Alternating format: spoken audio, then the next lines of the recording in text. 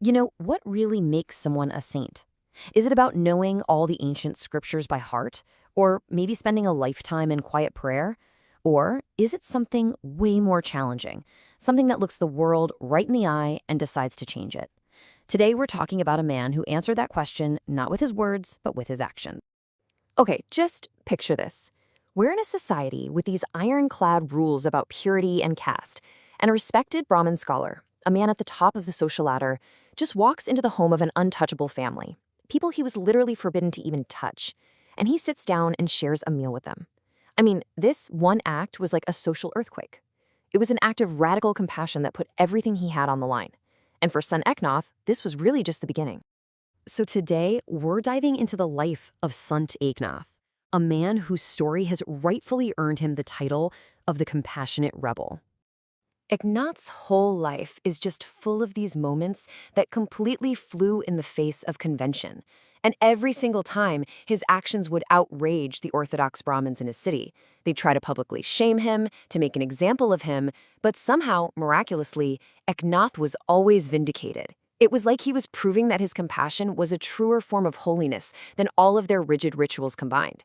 He wasn't just some poet, he was a social reformer in action. Now, to really truly understand why Eknath was such a rebel, we first have to get a handle on the world he was born into. So, Eknath was born into this really complex world. Politically, the whole region was run by the Muslim Deccan sultanates. But on the ground, in day-to-day life, society was dictated by this incredibly strict Hindu caste system. It separated people from birth and built these huge walls of purity and pollution that seemed absolutely impossible to tear down. And the other great wall? It was language. All the deepest spiritual knowledge, all the sacred texts, were locked away in Sanskrit. And that was a language only the elite Brahmin priests and scholars could even understand. The vast majority of people, we're talking farmers, artisans, women, they all spoke Marathi, the language of daily life, but they were completely cut off from their own sacred traditions. So you have to ask, right? How did a boy born into the very heart of this system, a Brahmin himself, find the courage to challenge it all? Well, it all started with a journey. Eknath's life actually started with loss. He was orphaned when he was just a little kid, but that set him on a spiritual quest. At just 12 years old, he left home to find a master and found his guru, a man named Janardhan Swami. After years of really intense training and a long pilgrimage all across the country, he came back home. But he didn't go off to a cave to become a hermit. No, he got married and he started to live as a householder saint, blending his spiritual life right into the everyday duties of being a husband and a member of the community. And his master, Janardhan Swami, was a totally fascinating figure. He wasn't some remote ascetic. This was a man who lived with one foot firmly in the spiritual world and the other right in the middle of the secular world. He was a devout mystic, but he also held a powerful government job in the court of a Muslim sultan. This showed Eknath from a very young age that it was actually possible to bridge worlds that most people insisted on keeping separate. So, armed with this really unique perspective, Eknath chose his weapon to change the world. And it wasn't a sword or political power, it was his words. This is when Eknath made a decision that was every bit as radical as sharing that meal.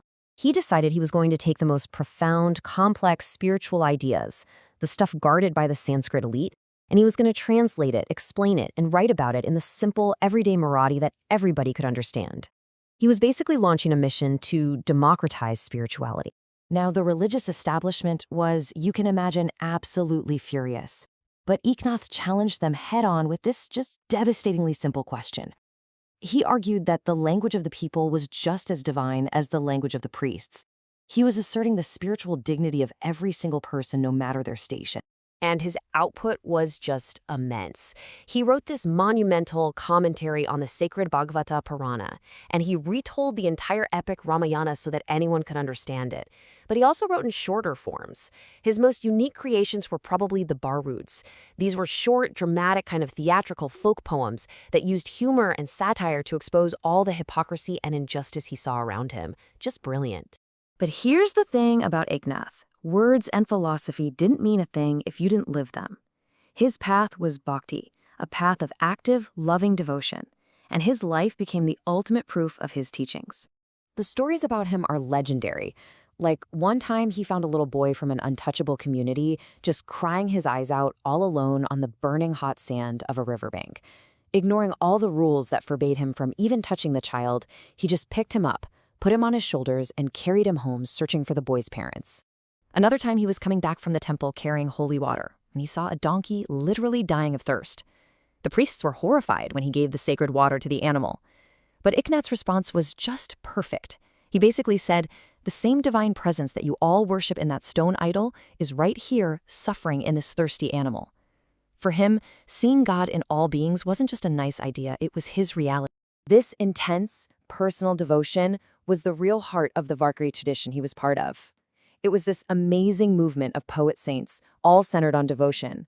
And this tradition is most famously seen today in the Wari, an annual pilgrimage where hundreds of thousands of people from every caste, every background imaginable, walk together for weeks to the holy city of Pandharpur, all while singing the songs of saints just like Eknath.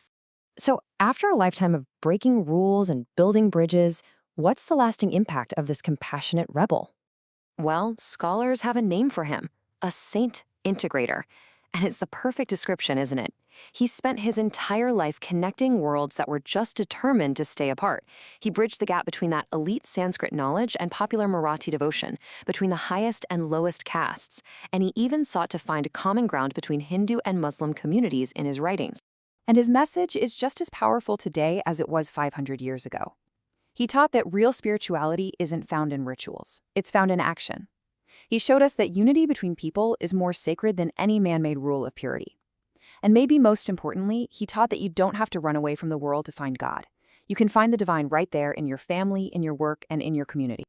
Eknath's story is so much more than just history. It leaves us all with a pretty profound challenge. It asks us to look at the walls that divide us today, the walls of belief, of status, of prejudice, and to ask ourselves a simple question. Where can we find the courage to build a bridge?